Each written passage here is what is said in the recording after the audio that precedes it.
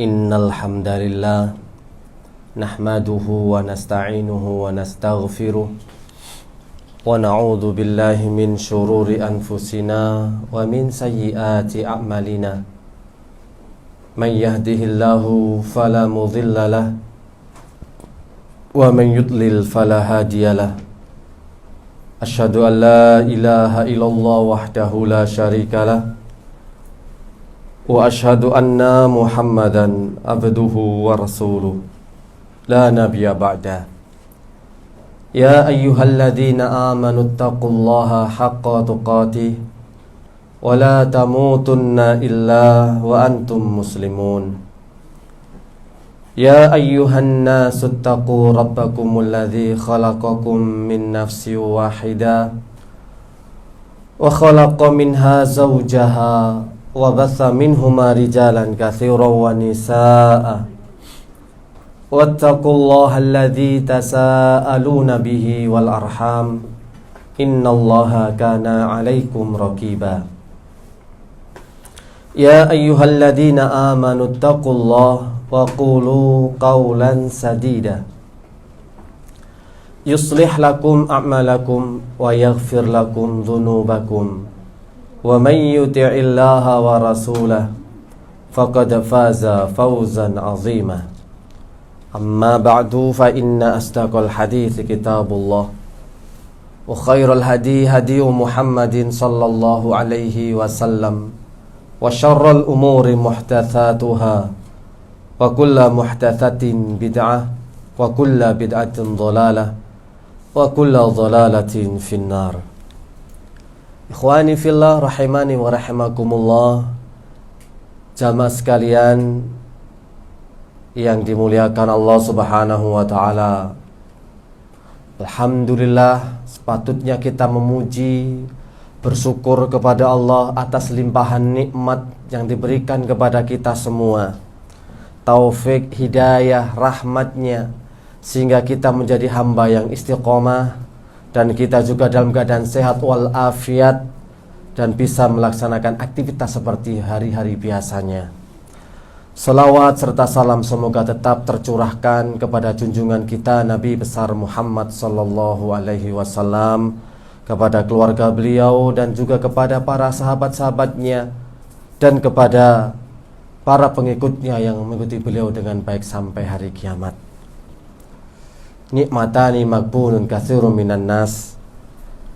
Dua nikmat yang sering dilupakan, dilalaikan oleh kebanyakan manusia, yakni as-sihah wal faragh, kesehatan dan kesempatan. Dan sebelum kita memulai kajian kita, kami mengajak kepada teman-teman sekalian untuk memberikan doa terbaiknya, karena banyak para asatidzah, guru-guru kita yang terpapar COVID. Semoga Allah cepat mengangkat wabah di sini semuanya dan memberikan kesembuhan kesehatan kepada para asatidz kita. Ya, salah satunya Ustadz Kusul Yakin sekeluarga, Ustadz Budi, Ustadz Musta'in, Ustadz Abdul Basit, Ustadz Andi Fahmi. Ya, semoga Allah cepat memberikan kesembuhan kepada beliau-beliaunya.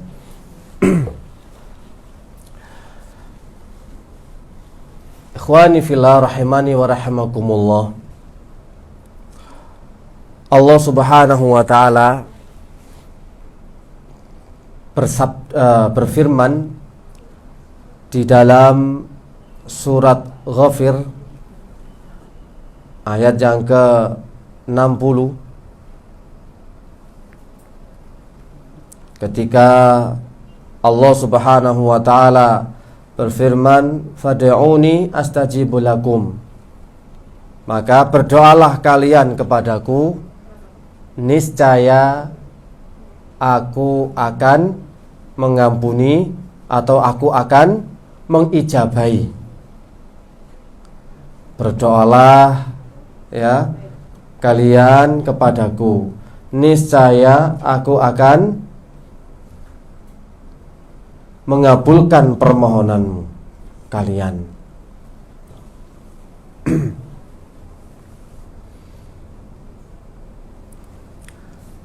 Di sini ada satu kisah dari tabi'in yang mulia, yakni Ibrahim bin Adham, yang memberikan penjelasan dari ayat Al-Quran ini. Di situ sudah dijelaskan bahwa Allah memerintahkan kepada kita semua untuk memohon, untuk meminta, berdoa. Dan Allah pasti juga akan mengabulkannya. Dalam surat Al-Baqarah ayat yang ke-186, Allah juga telah berfirman, "Wa idza sa'alaka ibadi anni fa inni qarib, ujibu da'watad da'i idza da'an.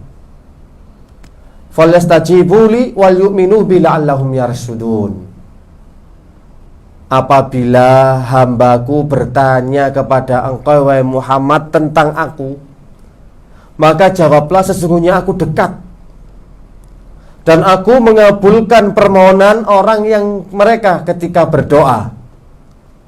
Falyastajibuli wal yu'minu bi la'allahum yarshudun, agar mereka mendapatkan petunjuk. Ini juga jelas, hai Muhammad, kalau ada hambaku bertanya tentang diriku, tentang Allah Subhanahu wa ta'ala, jawablah bahwa aku itu dekat dan aku akan mengabulkan permohonan mereka. Maka di sini jelas perintah Allah Subhanahu wa ta'ala kepada hambanya untuk berdoa. Karena doa itu mukhul ibadah, inti daripada ibadah. Doa itu ya ibadah dan inti daripada ibadah. Bahkan doa itu adalah silahul mukmin, senjatanya orang-orang yang beriman. Senjata orang mukmin itu doa. Bukan apa-apa, bukan kemampuan, bukan kedikdayaan, atau bukan skillnya, keterampilannya, kepiawaiannya, tapi doa itu adalah senjata pamungkas. Nah, Allah juga memberikan penjelasan dalam hadis qudsi, yaqulullah ta'ala, ana inda dhanni abdi bi, aku itu sesuai dengan prasangka hambaku. Kalau dia berdoa, kemudian dia objektif, kemudian dia husnudzon, akan dikabulkan. Niscaya apa yang diprasangkakan oleh hamba itu juga sesuai dengan kadarnya. Allah juga akan mengijabainya. Cuma kenapa di saat kita itu sudah berdoa, bahkan doa ini sudah kita ulang-ulang berkali-kali, bukan puluhan, ratusan, mungkin ribuan, tapi kenapa juga tidak kunjung dikasih dan dikabulkan oleh Allah Subhanahu wa ta'ala? Nah, ini yang menjadi pertanyaan besar. Ada apa ini? Maka suatu ketika, di saat Ibrahim bin Adham melewati pasar Basrah, suatu hari melewati pasar Basrah, faqala lahun nas, maka orang-orang itu bertanya kepada Ibrahim bin Adham, wahai Ibrahim bin Adham, ya Aba Ishaq. Ini nama kunia dari Ibrahim bin Adham adalah Aba Ishaq. Sesungguhnya Allah Subhanahu wa ta'ala telah berfirman, fad'uni astajibu lakum, berdoalah kalian, niscaya aku akan mengabulkan permohonanmu. Maka nahnu nad'ullah, sungguh kami telah berdoa, memohon, meminta kepada Allah. Fala yastajibu lana, akan tetapi Allah belum mengabulkan permohonan dan doa kita. Nah, ini apa penyebabnya wahai Ibrahim bin Adham? Faqal, maka Ibrahim bin Adham menjawab, li'anna qulubakum matat bi asyrati asya. Penyebabnya itu adalah sesungguhnya hati kalian mati disebabkan 10 perkara. Ini yang menjadikan penghalang, menjadikan doa kalian terhalang, tidak dikabulkan oleh Allahu Azza wa Jalla. Loh, ini loh, ada 10 kriteria, ada 10 penyebab yang menjadikan hati kalian mati, sehingga Allah pun tidak mengabulkan permohonan. Karena gak mungkin Allah itu menyelisih janjinya. Jika Allah memerintahkan, pasti akan memberikan.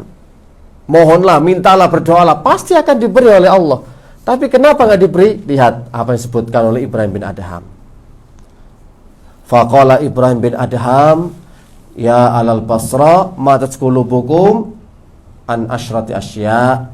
Yang pertama yang menjadikan hati kalian mati adalah araftumullaha walam tu'addu haqqahu. Kalian mengenal Allah, tapi kalian tidak mau menunaikan haknya.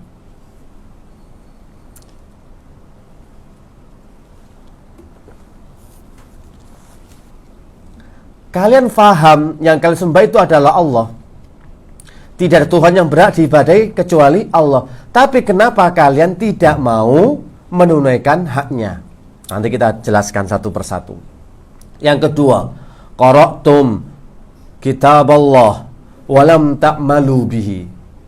Kalian itu membaca kitab Allah, yakni Al-Quran, tapi kalian tidak mau mengamalkan Al-Quran, tidak mau beramal dengannya, cuma sekedar dibaca. Yang ketiga, idda'aitum hubba Rasulillahi sallallahu alaihi wasallam wa taraktum sunnatahu. Kalian mengaku cinta Nabi, cinta Rasul, akan tetapi kalian meninggalkan sunnah-sunnahnya, meninggalkan petunjuk-petunjuknya. Ngomongnya cinta Nabi, cinta Rasul, tapi nggak mau sunnahnya. Gimana itu terus? Nah. Yang keempat, idda'aitum adawatas syaitan wa wafaqtumuh. Kalian itu mengaku musuhnya setan, musuhnya iblis. Tapi kenapa kalian mencocokinya? Tapi kenapa kalian sepakat dengan mereka?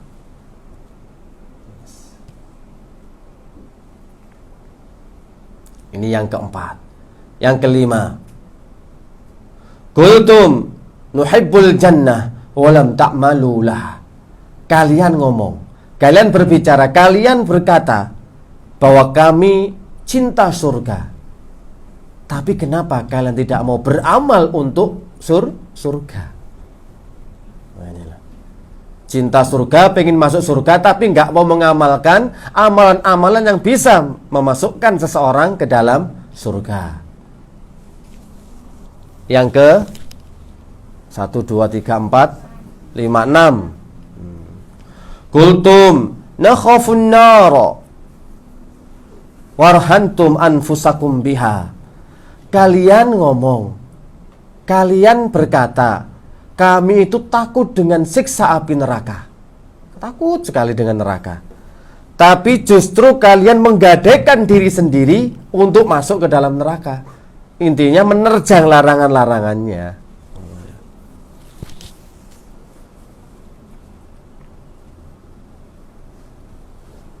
Yang ketujuh. Oh belum, masih keenam. Kultum, kalian berbicara bahwa kami takut dengan siksa api neraka. Tapi kenapa kalian menggadaikan diri kalian sendiri terhadap neraka?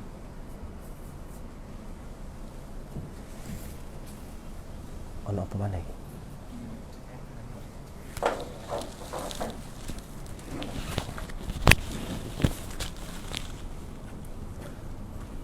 Yang ketujuh, qultum innal mauta haqqun. Kalian juga mengatakan bahwa kematian itu hak. Mati itu memang benar adanya. Oke, 10 wasiat Ibrahim bin Adham. walam tasta'iddu lahu, tapi kalian gak mau mempersiapkan diri untuk menjemput kematian. Tidak mau mempersiapkan diri.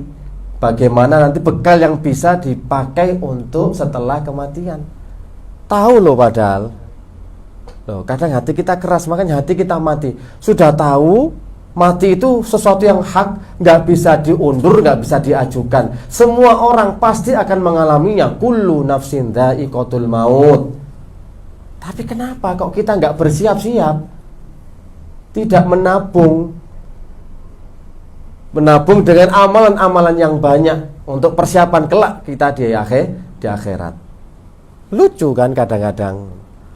Nah, yang ke-8, istaghaltum bi'uyubi ikhwanikum wa nabattum uyubakum. Kalian sibuk dengan aib-aib saudara kalian. Sibuk mencari, sibuk membeberkan, dan sibuk melihat aib dari saudaranya sendiri.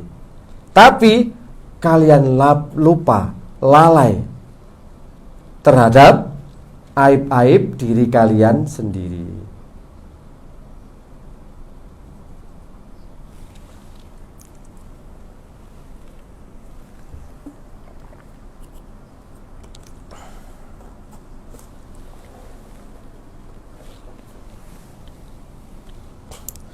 Jadi sibuk dengan aibnya orang lain, kekurangannya, awas dicari-cari. Oh, ini ternyata orang ini banyak sekali kekurangan dan aib-aibnya, celahnya. Tapi lupa dengan aib diri sendiri yang semakin atau lebih banyak lagi. Yang ke-9, akaltum nikmata rabbikum. Kalian itu makan nikmatnya Allah, memakan dari nikmatnya Allah. Walam tashkuruha, tapi kalian gak mau bersyukur kepadanya.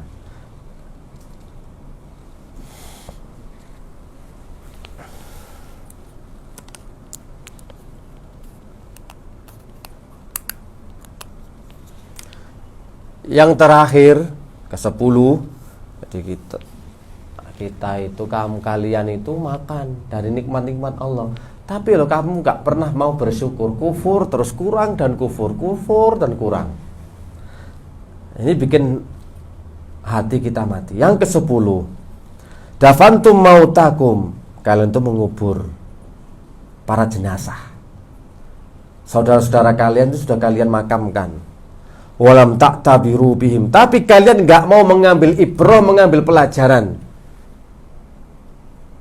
dari saudara-saudara kalian yang sudah kalian makamkan. Ya paling tahunya innalillahi wa inna ilaihi raji'un, telah meninggal dunia RT 3 RW 1 warga Buduran, Kecamatan Buduran, Kabupaten Sidoarjo. Itu aja. Oh, ono sing mati yuk. Sopo? Walah wingi lo jek seger. Misalkan gitu ya. Gak ambil pelajaran, cuma mek didengar-dengar tok. Nah ya kemarin pesan gak apa-apa. Ternyata kok gitu ya kalau umur itu ya, kalau gak punya. Ya sudah lah memang, tapi kita gak mau mengambil ibrah, mengambil pelajaran bahwa mati bisa datang dengan tiba-tiba, tidak mengenal usia. Tidak harus yang lebih tua itu lebih berkesempatan untuk meninggal dunia lebih dulu. Mentang-mentang masih muda, sampe yuk sing tuwek dhisik. Wis wayahe.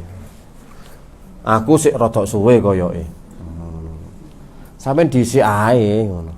Aja ajak-ajak lho ya. Itu belum bisa mengambil ibrah. Nah, inilah 10 penyebab yang menjadikan doa kita tidak didengar oleh Allah Subhanahu wa taala. Karena hati kita mati. Adanya 10 hal, 10 kejadian ini tidak pernah membekas pada diri kita. Ini yang disampaikan oleh Ibrahim bin Adham. Ibrahim bin Adham itu seorang tabi'in yang mulia.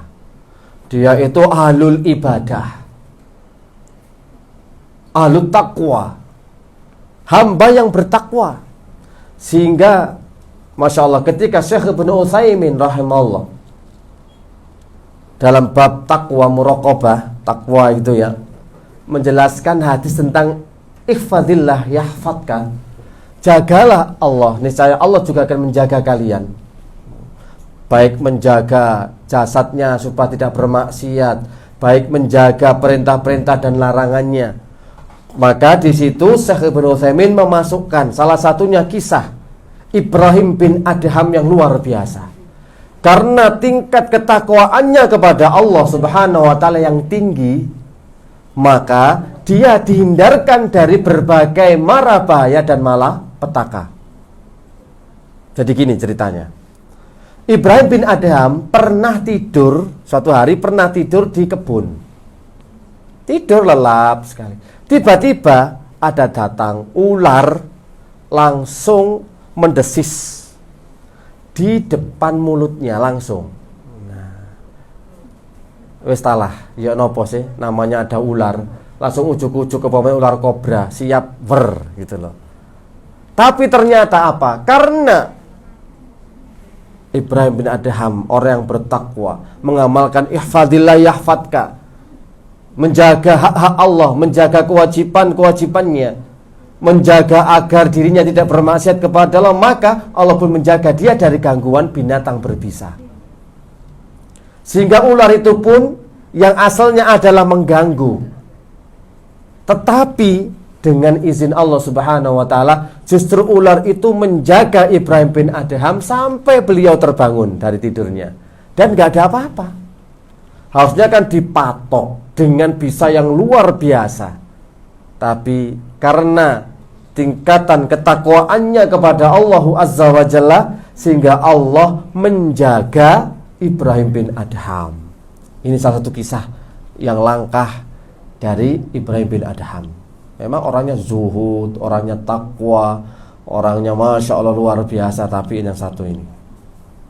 Nah makanya ketika beliau berjalan-jalan, ada di pasar Basra, manusia pun mengelilinginya dan bertanya, ini ada alul ilmi ini ada orang besar ini, maka kami akan mengambil faedah. Tanya, hei Aba Ishaq, kami mendengar firman Allah Subhanahu wa taala dalam surat Ghafir ayat 40 tadi. Katanya kita disuruh untuk memohon kepada Allah. Ya. Tapi kok kita ternyata belum dikabulkan. Padahal di surat itu berdoalah, kalian akan kukabulkan. Nah, ternyata kata Ibrahim bin Adham, hati kalian itu mati disebabkan 10 perkara. Yes. Sekarang kita jelaskan satu-satu. Yang pertama, araftumullah walam tu'addu haqqahu. Kalian mengenal Allah tapi enggak menunaikan haknya. Kalau sudah kenal Allah, kalau itu adalah zat yang memang patut layak berhak untuk diibadahi, lalu bagaimana haknya?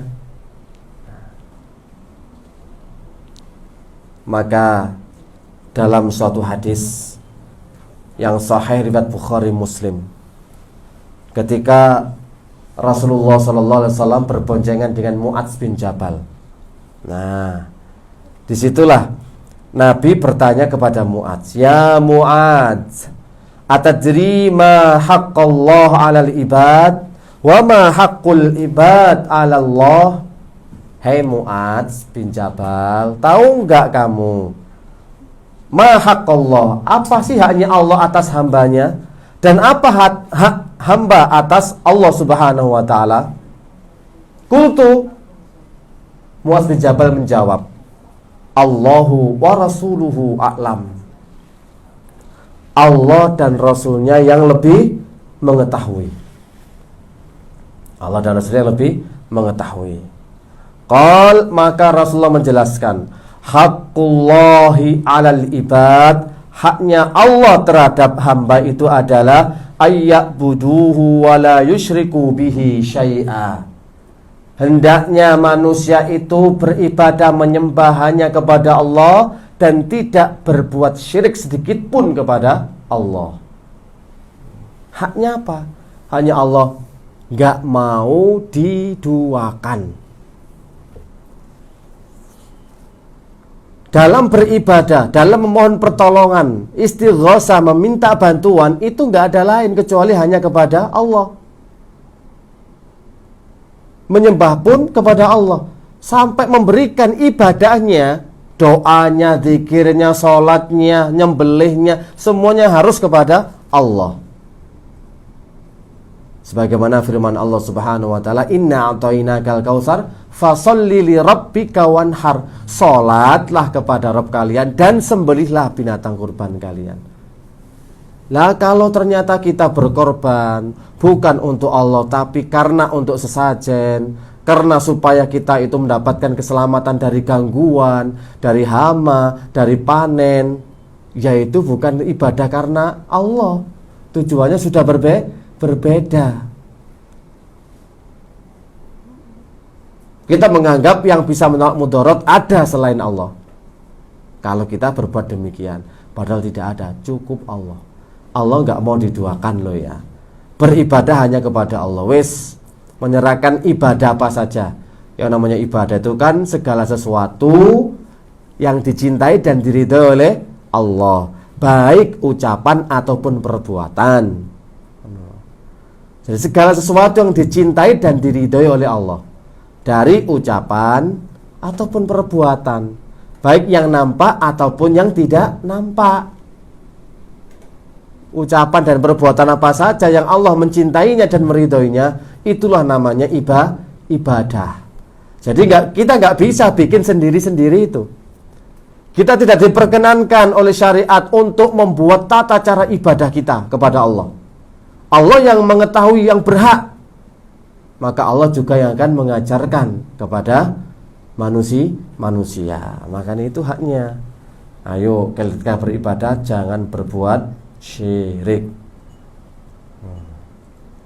Wa haqqul ibad 'ala Allah, dan haknya hamba atas Allah, alla yu'adziba man la yusyrik bi syai'a. Ya Allah tidaklah mengadab kepada orang yang tidak berbuat syirik kepada Allah, dibebaskan. Wa kana haqqan 'alaina nasrul mu'minin, dan memang haknya bagi Allah untuk menolong orang-orang mukmin. Jadi ditolong, tidak dimasukkan ke dalam neraka, tidak diazab. Itu haknya hamba kalau sudah tidak berbuat syirik.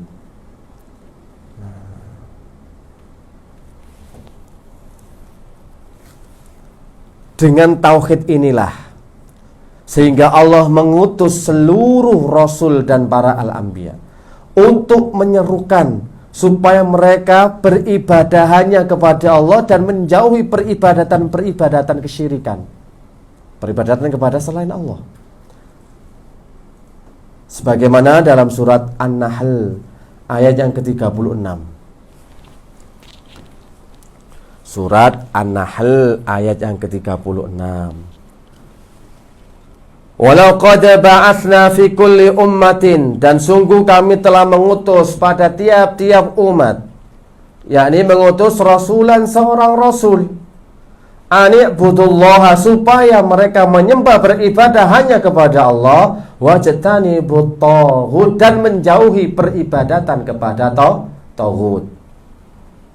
Setiap rasul itu diutus untuk menyeru bahwa Allah itu zat yang paling berhak untuk diibadahi. Ini loh hak yang harus ditunaikan oleh hamba. Sudah tahu kalau beribadah itu hanya untuk Allah, tapi kenapa kebanyakan dari manusia ketika beribadah masih butuh pujian, masih butuh pamer, masih butuh didengarkan oleh orang lain, masih membutuhkan kedudukan di hati manusia, dan ini semua tidak diinginkan oleh Allah. Loh, ini loh haknya Allah, harus ditunaikan. Kita sudah tahu loh, kita suruh ikhlas kalau amal, tapi buktinya apa? Sedekah kita yoria, infak kita, sholat kita, semuanya belum tentu murni ikhlas karena Allah. Berarti kita itu kenal Allah tapi tidak menunaikan haknya. Hanya Allah nggak mau disyiriki, nggak mau syirik pokoknya, titik nggak mau. Dalam surat An-Nisa ayat 36, Wa'budullaha wa la tusyriku bi syai'a. Ya sama. Sembahlah Allah dan jangan berbuat syirik kepadanya. Loh, kenapa kalau berbuat syirik? Loh, ancamannya besar. Yang bisa menghapuskan amal, membatalkan amal kita yang sudah kita lakukan bertahun-tahun, itu bisa hangus, hancur di saat kita berbuat syirik. Tuasai, makanya pergi ke orang pinter. Sekarang dukun nggak ada loh ya, perlu diketahui, dicatat ya. NB sekarang nggak ada dukun, tapi orang pinter, tokoh spiritual, tokoh supranatural, wong pinter, wong tuwo. Sekarang dukun, oh nggak mau dicap dukun. Karena dulu dukun itu dicap dengan orang yang nggak pernah mandi, rambutnya gimbal nggak karu-karuan, ambune lebus nggak tahu wadus. Nah sekarang tampilnya beda, keren, beken, bisa berjas, bisa berdasi, bisa pakai sorban, juga bisa pakai jubah. Wong pinter. Soalnya mereka sudah terbaca, oh nek dukun sekarang manusia, masyarakat nggak mau. Karena apa? Datang kepada dukun dan membenarkannya nggak diterima selama 40. Ada 40 hari, 40 malam, yang 40 bulan, 40 tahun. Coba bayangkan, dibatalkan atau nggak diterima peribadatannya kepada Allah. Walaupun sholat jungkar-jungkir, kalau wis bener no opo nang dukun tekotok, man ata arrofan, datang kepada dukun, wis batal. Ibadah-ibadahnya hangus. Lihat di surat Az-Zumar ayat yang ke-65. Surat Az-Zumar ayat yang ke-65. La in asyrokta la yahbatanna amalaka. La yahbatanna amaluka. Wa la takunanna minal khasirin. Dan jika kalian telah berbuat syirik, maka niscaya benar-benar batal amal kalian. Dan janganlah kalian menjadi orang-orang termasuk orang-orang yang merugi. Janganlah jadi orang-orang yang merugi. Loh, dijelaskan di dalam Al-Quran sudah. Sampai beramal banyak ibadahnya, tapi kalau dicampuri syirik, jadinya tertolak. Baik syirik besar ataupun syirik asghar. Riya termasuk syirik asghar. Tertolak toh. Nah buktinya 3 orang yang awalnya mereka adalah orang yang luar biasa. Satunya membaca Al-Quran dan mengajarkan ilmu agama, satunya berinfak siang dan malam, kemudian satunya berperang di medan jihad. Ternyata apa? Semuanya tidak ada yang murni karena Allah. Semua karena tendensi. Satunya pengen dikatakan sebagai pahlawan dan pemberani, satunya pengen dikatakan supaya menjadi orang yang dermawan dan gampangan, satunya agar dikatakan sebagai seorang alim ulama yang pandai dan cerdas, dan bacaan Qur'annya yang bagus. Akhirnya apa? Wis kadzabta, wis sereten hei malaikat, sereten wong iki nang neraka. Batal semua amal perbuatannya. Padahal jihad itu adalah perkara yang besar. Orang yang mati dalam medan jihad pertempuran karena membela agama Allah pasti dijamin masuk surga. Gak usah dimandikan, gak usah dikafani. Sudah sebagai saksi darah mereka, pakaian mereka yang terkoyak, semua jadi saksi. Wes surga tanpa hisab. Loh ternyata mereka telah berbuat syirik. Mereka arahkan ibadah mereka kepada manusia, Allah gak terima. Wes seret. Contoh kecil loh ini.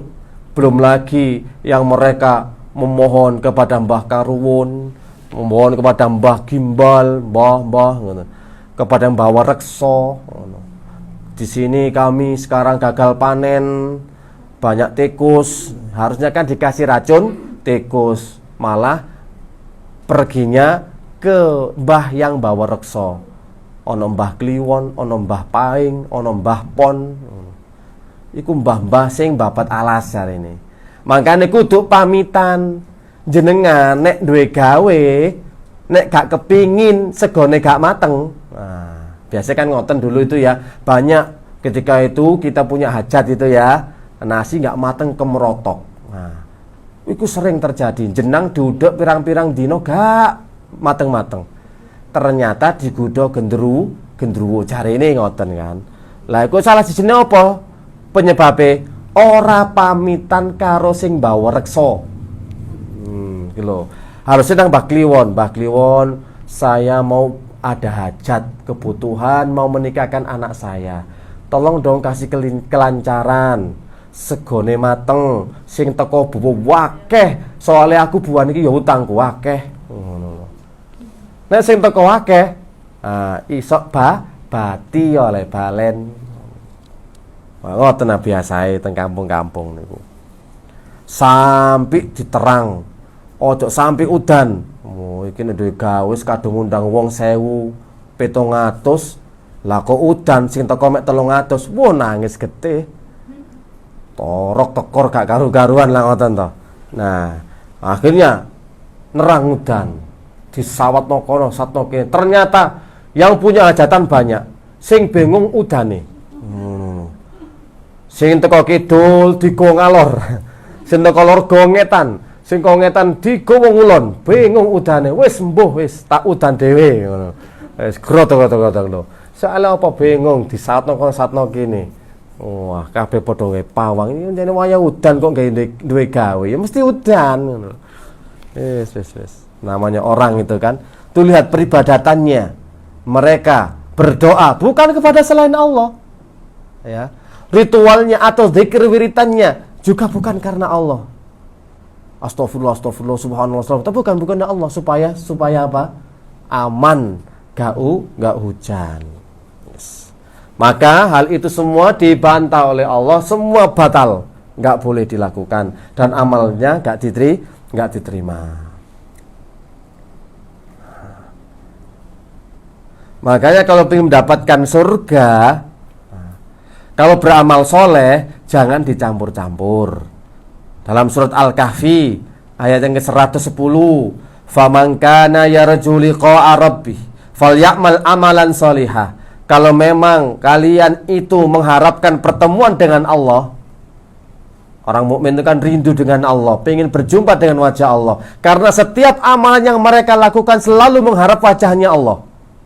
Sudah ditunggu-tunggu, orang mukmin itu menunggu kenikmatan yang paling mulia, kenikmatan yang paling besar, yakni berjumpa dengan Allah, bertemu dengan wajah Allah. Sehingga mereka dalam beribadah selalu mengharap wajah Allah. Maka di sini wa man kana yarju liqa'a rabbih, barang siapa yang ingin berjumpa dengan Rabbnya, falyamal amalan shalihah, hendaknya beramal soleh. Dan ingat, wala yusyrik bi ibadati rabbih ahada, dan janganlah berbuat syirik terhadap seseorang pun dalam beribadah kepada Rabb-Nya. Loh, dikasih kata kunci. Beramal soleh tapi ojo syirik. Nek katik syirik batal kabeh amal soleh. Eman. Sayang sekali. Dulure ketempelan, kesurupan, kena demit, kena jin volker. Nah, kena jin si manis jembatan Ancol bingung. Nah, iki nang ndi ki cara ngobatine? Wis nang wong pinter ae. Akhirnya disemprot uyah ambek bawang wur. Sadar langsung, asin mbah. Lah uyah sing disembur ngono lho. Ya terangnya sadar, gak usah ado-ado. Lah nek semburno nang tangga ya mesti sadar apa meneh tanggane gak tau sikatan. Jelas sadar iki wisan.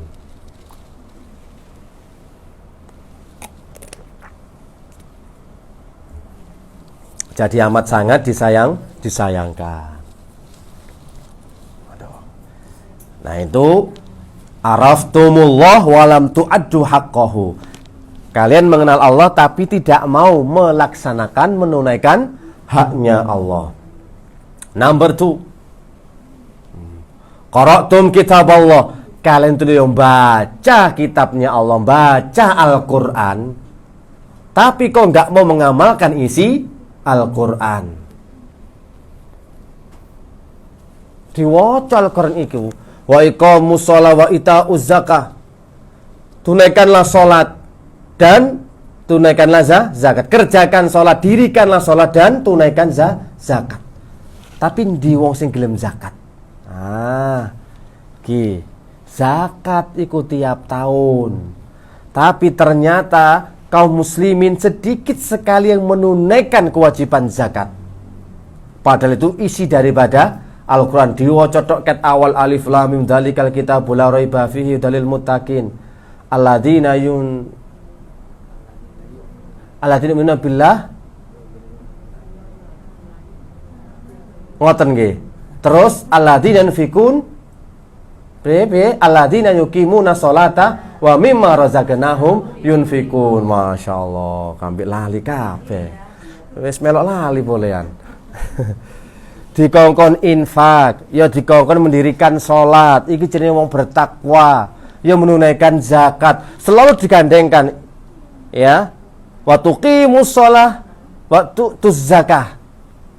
Dirikan sholat dan tunaikan zakat. Oke lah, mungkin sholat sudah bisa kita lakukan, tapi untuk menunaikan zakat, berapa banyak orang bisa melaksanakannya? Seandainya tiap desa ada orang kaya 10 gitu aja, semuanya menunaikan haknya fakir miskin, menunaikan untuk mengeluarkan zakat, insya Allah ya, bisa mengangkat orang-orang miskin. Zakat sedekah gemar. Tapi rata-rata namanya manusia cinta terhadap harta yo eman-emanen, karena pengennya setiap kali, setiap bulan itu harusnya bertambah juga saldonya. Nah kok malah dikurangi kanggo zakat? Wah kurang akeh, nggak mau makanya. Ini loh, hati-hati. Harta nanti kelak yang akan menjadi bumerang, menjadi ular yang akan mematuk seseorang yang tidak mengeluarkan zakat. Sedikit sekali. Makanya qara'tum kitaballah walam ta'malu bihi. Sedangkan kita tahu dari Aisyah radhiyallahu taala anha, wa kana an-nabiyyu sallallahu alaihi wasallam khuluquhu al-Qur'an. Akhlaknya Nabi Muhammad itu adalah Al-Qur'an. Harus sesuai. Makanya sholatnya kalau benar, tanha anil fahsya'i wal munkar, pasti akan mencegah dari perbuatan buruk dan kemungkaran. Nek sholate benar, harus menunaikan rukun-rukun Islam ini. Quran itu bahayanya, sebagaimana sabda Rasulullah sallallahu alaihi wasallam, Al-Qur'anu hujjatun laka au alaika. Al-Quran itu bisa menjadi penolongmu, menjadi hujahmu, dan juga bisa menjadi bumerang bagimu yang akan menyudutkan kamu.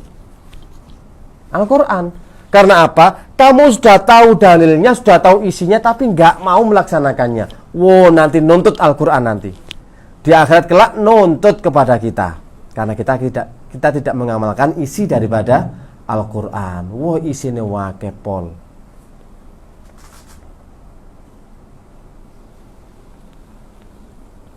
Jangan sampai kita itu sebagaimana ahlul kitab, orang-orang Yahudi, orang-orang Nasrani, pinter moco kitab tapi tidak mau meyakini dan mengamalkan isi kitab tersebut.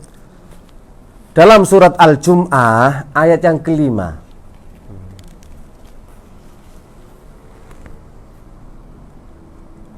masalul ladina humilut taurata thumma lam yahmiluha kamasalil himari yahmilu asfaro. Orang-orang itu yang punya ilmu nggak mau mengamalkannya, ya seperti halnya himar, keledai, membawa banyak kitab tapi nggak paham. Ahlu kitab itu menyembunyikan kebenaran, padahal dijelaskan dalam kitab-kitab Taurat, Injil, kitab-kitab sebelumnya nanti akan datang Inni Rasulullah ilaikum musaddiqan lima baina yaday minat Taurat wal Injil, minat Taurah wa mubasysyiran bi rasul ya'ti min ba'di ismuhu Ahmad. Wis dijelasno nanti akan datang rasul min ba'di ismuhu Ahmad sing jenenge Ahmad dalam surat Shaf seperti itu. Loh. Lah kok malah mendustakan? Nah, kok malah tidak menerima ketika Allah mengutus Muhammad sebagai Rasulullah. Tidak mau beriman mereka. Mereka mengingkari. Bahkan mereka pun hasad dan dengki melakukan perlawanan dan permusuhan kepada Islam. Loh, ke Al-Quran soalnya. Jangan sampai seperti mereka. Isok numpuk dan membaca Al-Quran tapi gak bisa mengamalkannya. Akhirnya ancaman nih. Pripun? Kabura maktan indallahi an taqulu ma la taf'alun. Dalam surat Shaf ayat yang kedua dan 3 itu loh. Ya ayyuhalladzina amanu lima taquluna ma la taf'alun. Kabura maktan indallahi an taqulu ma la taf'alun. Kemurkaan yang besar bagi orang yang bisa ngomong tapi nggak bisa melaksanakannya. Ini Al-Quran ini.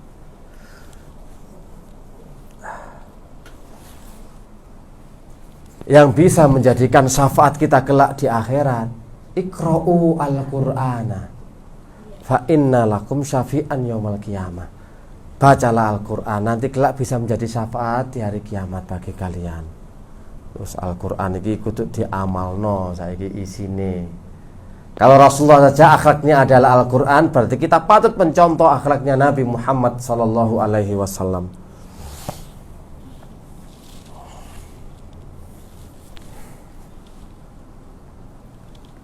Jadi difahami, perintah-perintah dalam Al-Quran itu banyak yang belum kita laksanakan.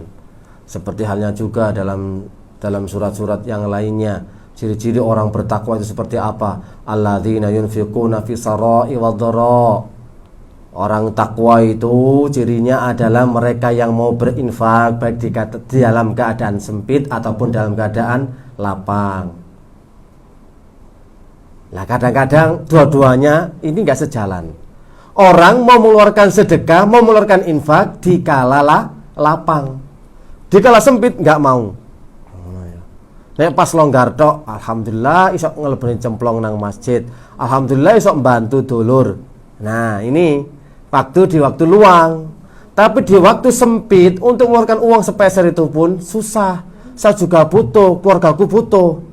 Jangan dululah, masih banyak keperluannya. Atau sebaliknya. Ya. Lah ngoten to Bu biasae. Justru mau berinfak itu ketika waktu sempit. Nek pas wae loro gak waras-waras, kait gelem bancaan, jajan pasar, ngono lho. Ya apa anak iki kok gak waras-waras, wis tak bancane bubur serintil, ngono. Bubur abang, bubur putih. Saiki gak usum bubur. Mboten enten. Sakniki bancaan bubur sak tempe kek gula abang yo gak payu. Siapa? Dulu itu kan banyak anak kecil gitu main-main. Ayo bancaan-bancaan oh seneng. Saiki bancaan-bancaan bubur digawe uncal-uncalan. Apa nek gak kentaki preciken yo gak mangan arek saiki. Ngono lho. Nek gak kentaki preciken yo. Lah bubur gak level. Nek gak bubur ayam Jakarta. Nggak mau. Dulu buburnya ya gitu itu serintil, bunder-bunder itu gak pentol. Kemudian ya bubur abang dikasih kelapa tok. Dulu kelapa tok ya enak. Sendok suruh godong 2 daun pisang. Iki untuk orang-orang dahulu paham. Untuk anak zaman now opo iku? Nggak kenal bubur. Tanya bubur serelak, bubur opo lah. Nah, rata-rata ketika dia ditimpa musibah, kena bencana ataupun kena sakit, baru mau mengeluarkan hartanya untuk infak. Wis tak bancai gambik ana wong ngomong paling durung akikah beke biyen, tak akikah pisan tak barono sak sunate sak rabine kurang ya apa iki. Bareng teluan wis ngono. Yo ngono yo jek apes ae ngono. Nah, iki lho wong kadang-kadang itu mau berinfak di kala sempit tok atau berinfak ketika di kala lapang dan memiliki rezeki. Padahal perintah dalam Al-Qur'an infak niku di segala kondisi, baik sempit dan juga lapang. Bedane nek sempit yo sedekah titik ayo aja akeh-akeh. Ngono lho. Nah akeh karo sing dipangan wah bahaya ini. Itu kan perintahnya, apalagi perintahnya wal kadhiminal ghaidha, disuruh untuk menahan amarah, gak oleh ngamuan, dikon sabar. Tidak boleh membalas kejahatan dengan kejahatan. Nah, la tastawi al hasanatu sayyi'ah, tidak akan pernah sama namanya kebaikan dan juga keburukan. Maka idfa billati hiya ahsan, balaslah orang itu dengan yang lebih baik. Yang awalnya antara bainaka wa bainau adawatun ka'annahu waliyun hamimun. Awalnya ada permusuhan engkau dengan orang lain, tapi karena kamu punya akhlak baik, balas dengan kebaikan, maka menjadilah kalian seperti teman karib, teman dekat. Loh, itu perintah dalam Al-Quran. Kalau kita dijahati orang, disuruh balas dengan kebaikan. Dikongkon menahan amarah, dikongkon sabar, diperintahkan membalas kebaikan ketika kita didolimi. Ini kan perintah dalam Al-Quran. Kita bacanya, Masya Allah, katam ketika Ramadan kemarin. Ramadan ini Sawal kok durung katam iki. Pun katam ta? Dereng, alah, ketoro, ketok wis. Durung katam, gak katam-katam. Padahal itu sudah 1 bulan lebih loh ini. Terus masuk wulan Selo, pun selo niki mantun Sawal selo. Mari ngoten besar. Suro, Sapar, Mulut, Ba'da Mulut, Jumadil Awal, Jumadil Akhir, Rejab, Ruwah, lho poso maneh.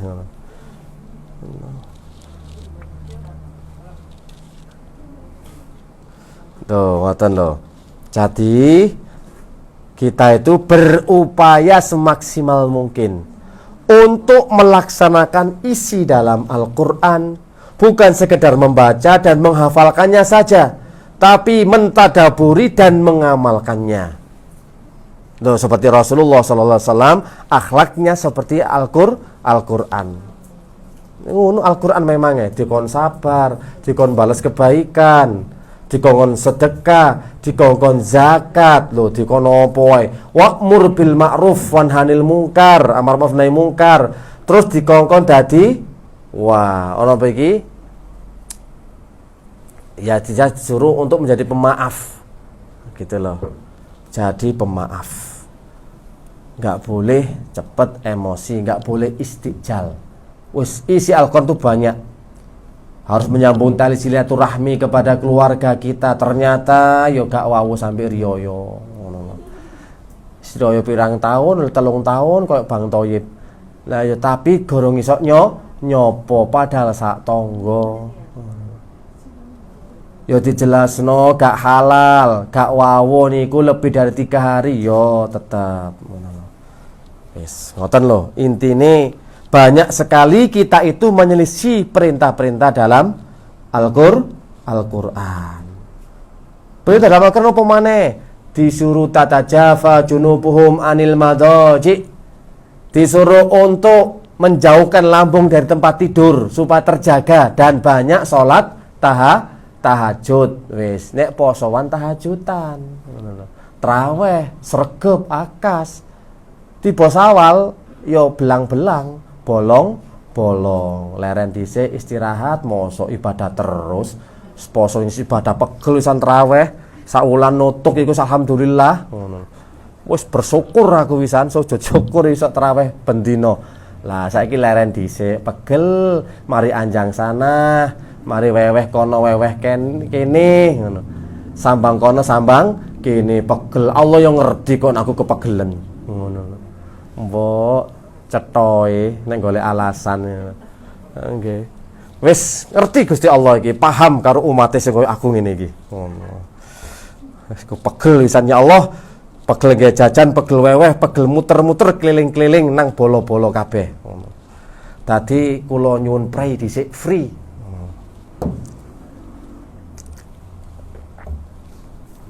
Yang nomor 3. ida'aitum hubbar rasul wa taraktum sunnatahu. Ngakune cinta Nabi, ngakune cinta Rasul, tapi meninggalkan sunnah-sunnahnya. Loh, sunnah Nabi akeh, tapi wedi untuk mengamalkannya, menutup aurat sunnah Nabi. Kalau laki-laki memelihara jenggot sunnah Nabi, tapi diwalik sing lakoni sunnah dadi wong sing radikal. Lihat orang tutup aurat radikal, lihat orang melakukan sunnah radikal. Lho terus piye lak sunnah iki sesuai ngene iki lak mati. Dan seterusnya banyak sekali. Katanya cinta Nabi. Nabi itu seperti apa? Kok gak mau sunnahnya? Nah, sunnah Nabi poso Senin Kemis apa poso Nabi Dawud. Ustaz mari poso sak wulan prai dhisik. Sak wulan ae nyaure iki cek gorong sing bolong-bolong kok. Makanya wingi aku pas mau mau puasa Syawal itu masih kontroversi hati. Antara menyauri dulu, mengkodok dulu, ya nyaur poso dhisik apa ta poso Syawal. Jadi kontroversi hati. Nah, akhirnya yo gak nyawal, yo gak nyaur sampai saiki. Ya Allah, soalnya bingung. Yes. Ya itu sunnah. Puasa-puasa sunnah, sholat sunnahnya. Ini harus kita kerjakan. Makanya dalam surat Al-Hasr ayat yang ke-7, surat Al-Hasr, Allah Subhanahu wa taala telah berfirman, "Wa ma atakumur rasulu fakhuduhu wa ma nahakum anhu fantahu." Apa saja yang datang kepada kalian dari Rasulmu, maka ambil dan laksanakan, kerjakan, gitu loh. Apapun yang datang dari Rasulullah sallallahu alaihi wasallam jangan dipikir-pikir, jangan ditimbang-timbang. Koyoke gak cocok, koyoke gak pantas, kelihatannya kok gak sesuai, jangan. Kayaknya kok gak relevan, jangan. Pokoknya apa saja yang datang dari Rasul maka kerjakan, laksanakan, terima, jangan dibantah. Sebaliknya wa manahakum anhu fantahu, ketika Rasul melarang kepada suatu perkara maka kita juga berhenti, jangan diteruskan dan jangan dilanjutkan, jangan tawar menawar. Loh, kilo sunnah-sunnah Nabi yang perlu kita budayakan. Sunnah Nabi setelah subuh itu zikir, baca Quran, ketika syuruk kita sholat syuruk. Yo arang sing ngelakon, yang ngelakoni yo titik. Ngomong cinta Rasul, gak tahu solawatan. Loh, selawat bagus. Loh, apalagi di hari Jumat, perbanyak solawat kepada Rasulullah Sallallahu Alaihi Wasallam. Dan juga Rasulullah juga pernah bersabda, apa saja yang kuperintahkan kepada kalian, wa amartukum bisyai'in ya fa'tu minhu mastata'tum, datangi, penuhi sekuat tenaga kalian. Dan apapun itu larangannya ya tinggalkan. Allah juga mengancam. Nih, Allah juga mengancam kepada mereka yang mengaku cinta kepada Nabi, tapi mereka justru malah menyelisihinya.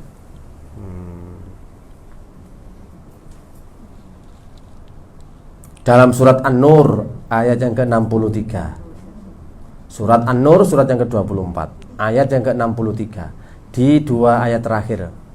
2-3 ayat terakhir lah. Surat An-Nur terakhir buka seret 63. Ngoten lho. Kate ana muni surat An-Nur 144 wis rada ngawur iku. Mek titik surat An-Nur ini.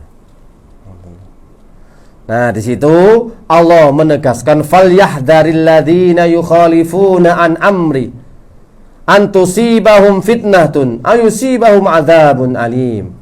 Hendaknya berhati-hatilah bagi orang-orang yang menyelisih terhadap perkara perintah Nabi, untuk atau nanti bisa mendapatkan fitnah dan juga tertimpa azab yang pedih. Ini bagi orang-orang yang menyelisih perintah Rasul. Nah, kata cinta Rasul yang harus melaksanakan perintah-perintah Rasul dan sunnah-sunnah Rasul. Sunai naik kendaraan iku ya kudu baca doa. Sunai pakai sandal yang kanan dulu, lepas kiri dulu. Pakai baju kanan dulu, lepas kiri dulu. Lah ngoten to. Lah kadang-kadang kene iki wis wala padha ae sunting padha coplok, padha gawe ini. Nah aku tak gawe karo bareng, jelep wis ngoten ae sandalan langsung mencolot. Padahal sunai yang kanan dulu, iki bareng karepe. Wis aku sirku bareng kate lapo. Sandal-sandalku dhewe, tukon-tukonku dhewe. Ya mboten saged laksanakan sunnah Rasulullah sallallahu alaihi wasallam niku. Sunnah bagaimana ketika di rumah adabnya mengucapkan salam, yo gak tahu salam. Mati.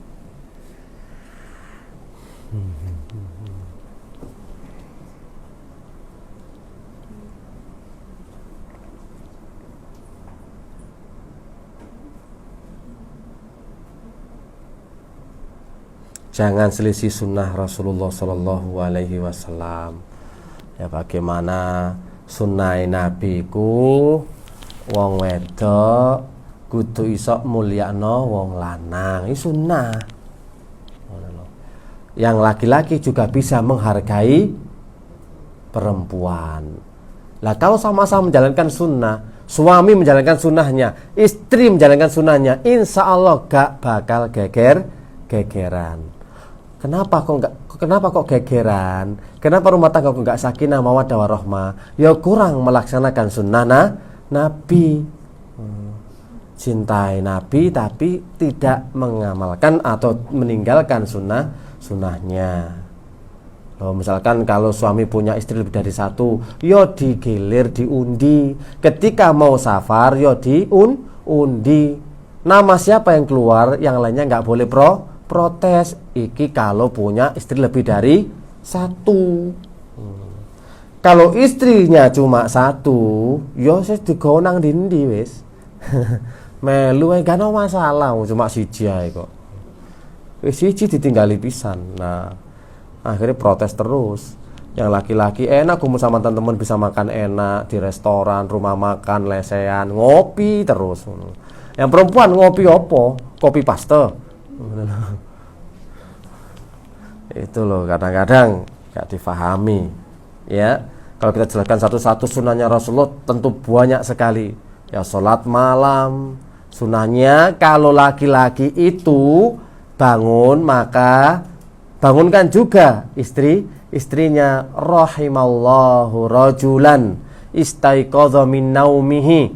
Semoga Allah merahmati kepada seorang suami yang bangun dari tidurnya, kemudian fasalla, sholat malam, lalu dia membangunkan istrinya. Kalau enggak mau diperciki dengan air.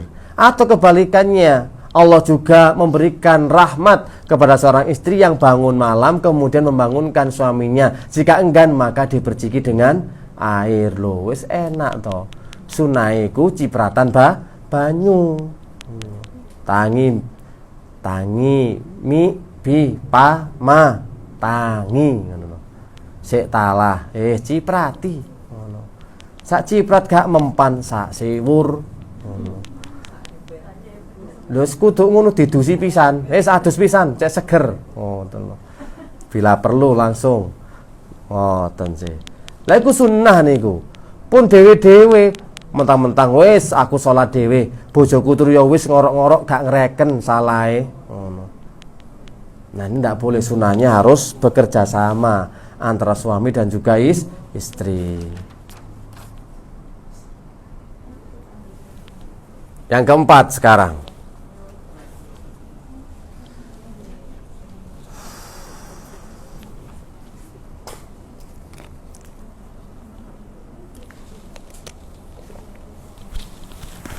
Mulai keringetan nih.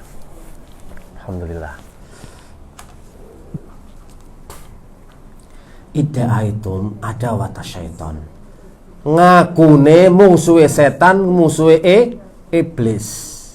Tapi kok malah mencocoki seneng koncoan ambek setan. Jadi setan iku musuh, tapi kok seneng nglakoni kelakuane setan. Iki basa Jawane ngoten. Bagaimana ini? Kita sudah tahu jelas. Al-Quran sudah menjelaskan, hadis juga menjelaskan bahwa setan itu adalah aduwwum mubin, musuh yang nyata. Musuh yang nyata loh ini. Tapi kenapa kok kita sering mencocokinya? Malah sering males-malesan. Wih, contoh gitu ya. Ketika seseorang itu tidur, maka setan akan mengingkat 3 bukhul di kepala seseorang tersebut. Bukhul-bukhul ini ya. Bukhul pertama jika bisa lepas. Bukhul pertama iki ndonga. Alhamdulillah. Alladzi ahya piye? Walaikan nusur, ngono ya. Pada ma'amatana walaikan nusur. Doa dulu, terbangun, baru bukhulnya lepas 1. Soalnya kalau nggak gitu, mesti setanku muni ngomong, ngono ya. Ngelilir katanya mau sholat.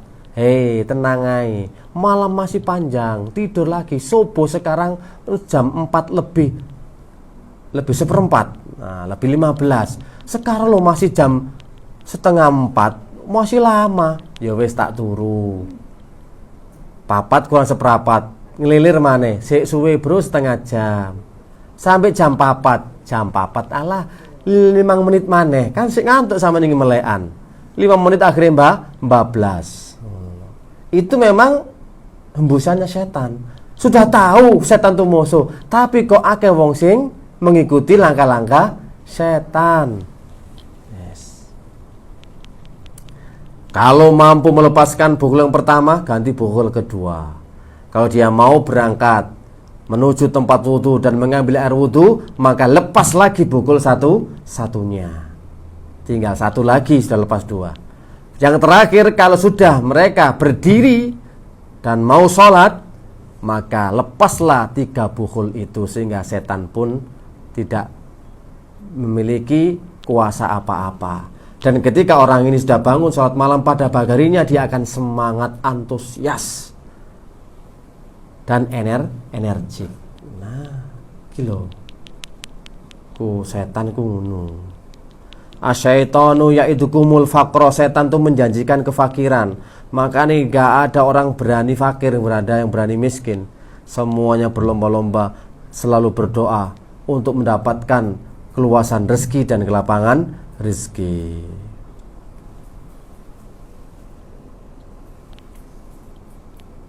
Setan itu juga mengajarkan banyak hal. Gak boleh saling dengki. Tuh, ngono ya. Gak oleh hasad. Jarene gak boleh mengikuti langkah setan. Dosa pertama kali yang dilakukan iblis kepada Nabi Adam itu adalah dosa hasad. Tuh, dosa hasad loh ini. Ini loh karakter sifatnya iblis kepada Nabi Adam.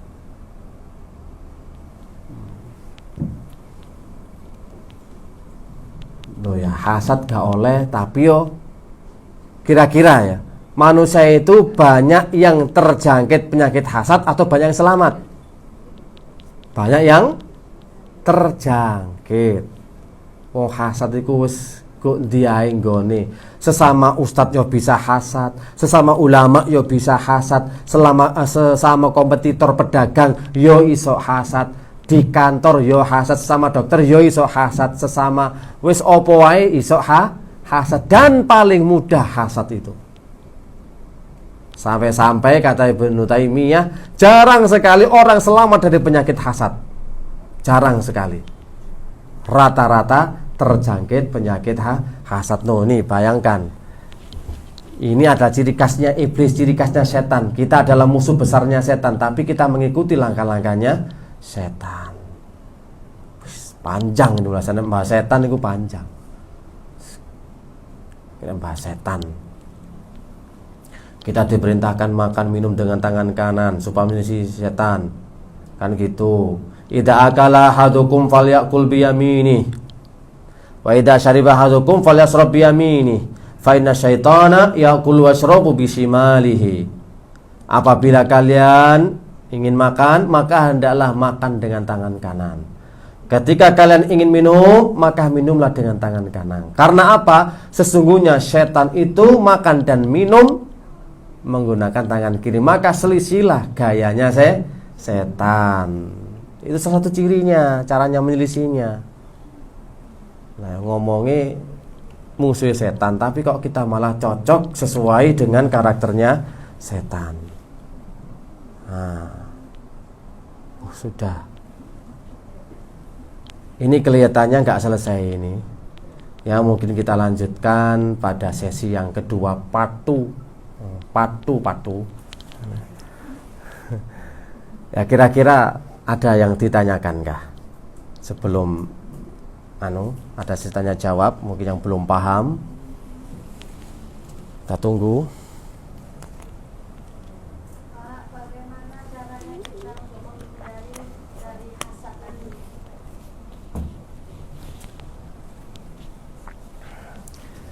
Satunya, kita amalkan hadis dari Rasulullah SAW. Ikut senang ketika melihat saudara kita mendapatkan kenikmatan. Melok seneng wis. La yu'minu ahadukum hatta yuhibba li akhihi ma yuhibbu li nafsihi. Tidak sempurna keimanan seseorang, salah satu di antara kalian, sampai kalian itu mencintai untuk saudaranya apa-apa yang dia cintai untuk dirinya sendiri.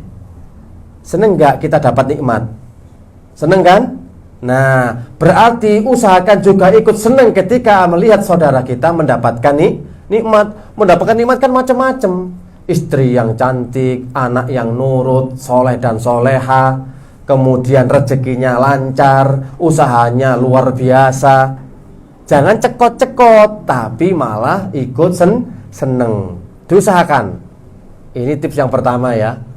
Misalkan saudaranya seneng, alhamdulillah aku nyedol arisan, alhamdulillah yuk aku bisa melok utang. Lho melok seneng toh? Lho, aku bisa utang yuk ini ki aku bawa to. Lah iya toh, padha senenge akhirnya. Oleh rezeki ngono lho.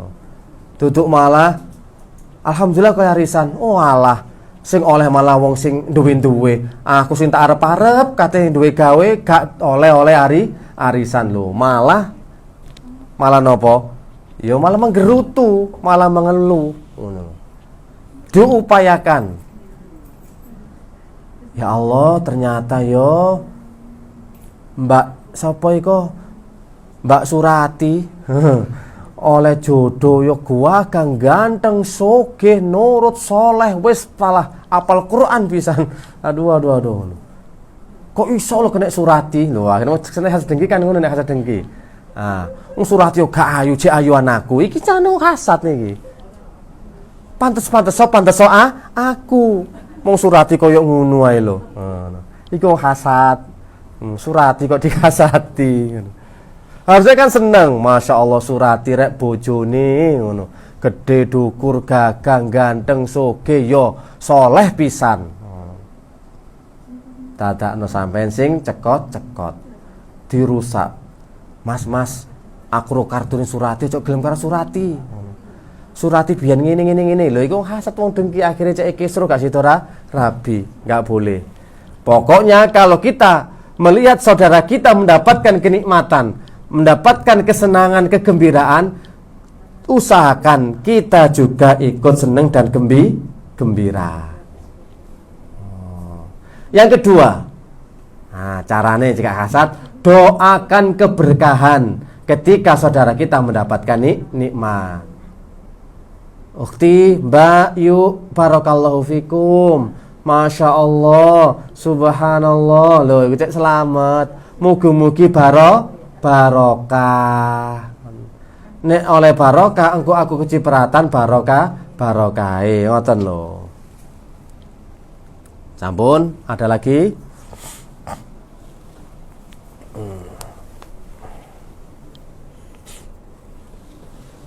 Satu lagi Ustaz. Oh, banyak juga nggak apa-apa.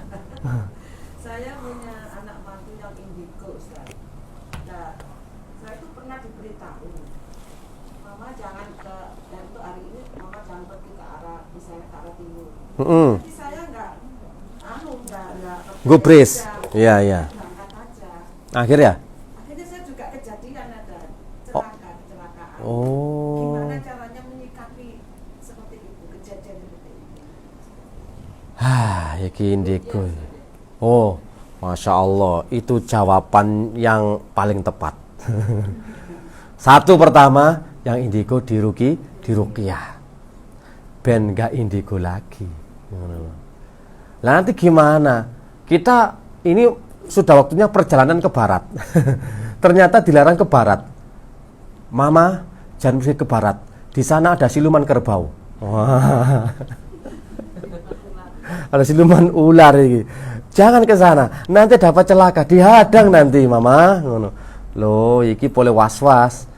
Kate ngetan iku nang sapa, kate ngidul yo karo paran, kate ngalor yo lapo, ngono. Akhire no omah wis. Urung gak ngulon, gak ngetan, gak ngalor, gak ngidul. Gara-gara takut terjadi apa? Nanti yang kedua caranya, ketika dia sudah mulai menebak, jangan diteruskan. Nggak ada hari yang sial, nggak ada waktu yang sial, harus diyakini itu. Kalau kita sudah berdoa kepada Allah, bismillah tawakkaltu 'alallah, la haula wala quwata illa billah, doa ketika keluar rumah, insya Allah setan akan menyingkir dan Allah akan mencukupi dan menjaga kita. Memang dalil seperti itu kok. Ya, idza kharaja ahadukum minal baiti tsumma qala bismillah tawakkaltu la haula wala quwata illa billah tanfiru syayatin. Wa qad qila kufitum wa huditum, kamu akan dicukupi, kamu akan diberikan bimbingan hidayah, dan setan juga akan lari berpencar, dan balak juga akan hilang karena sudah mendapatkan perlindungan dari Allah Subhanahu wa taala. Gitu. Jadi jangan biarkan indigo itu nebak terus. Jangan dipakai lagi, jangan dituruti, ngono loh. Semua itu yang tahu adalah Allah. Yang mengetahui perkara gaib yang akan terjadi dan yang akan segera terjadi itu Allah yang tahu. Manusia tidak ada yang ngerti. Kalau percaya itu termasuk sirik ya Pak Ustaz? Nah ini makanya harus dilawan. Walaupun sudah kejadian sekarang beda. Saya punya ilmunya. Wis nak gak oleh percaya ngono niku nak. Allah engko sing nglindungi. Saya ragu-ragu, ya iso kedadian temenan, apalagi membenarkan, ya kedadian. Tapi kalau diingkari, dipungkiri, insya Allah tidak akan terjadi lagi. Sampun? Alhamdulillah, nggih. Semoga bisa bermanfaat dan bisa difahami, dan kita termasuk orang-orang yang menyelisih setan, orang yang termasuk mengamalkan isi daripada Al-Quran, orang termasuk ittiba, cinta kepada Nabi, dan bukti konkretnya juga dilakukan. Dan kita juga termasuk orang yang mengenal Allah dan menunaikan haknya. Subhanakallahumma wa bihamdika asyhadu an la ilaha illa anta astaghfiruka wa atubu ilaik. Wassalamualaikum warahmatullahi wabarakatuh.